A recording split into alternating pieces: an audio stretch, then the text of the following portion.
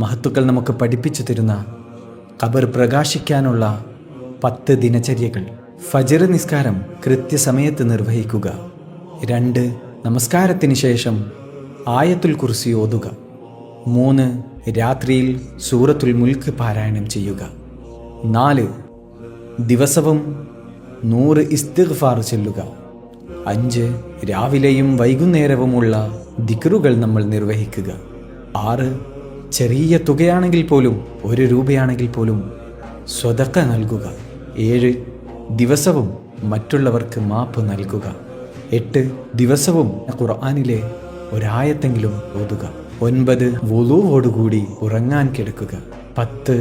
ഹബീബുന മുഹമ്മദ് മുസ്തഫ സ്വല്ലല്ലാഹു അലൈഹി വസല്ലമ തങ്ങളുടെ മേൽ സ്വലാത്ത് ചൊല്ലുക. അല്ലാഹു റബ്ബ് സുബ്ഹാനഹു വ തആല ഖബർ ജീവിതം വിജയിക്കുന്നവരിൽ നമ്മളേവരെയും ഉൾപ്പെടുത്തി അനുഗ്രഹിക്കുമാറാവട്ടെ. ആമീൻ.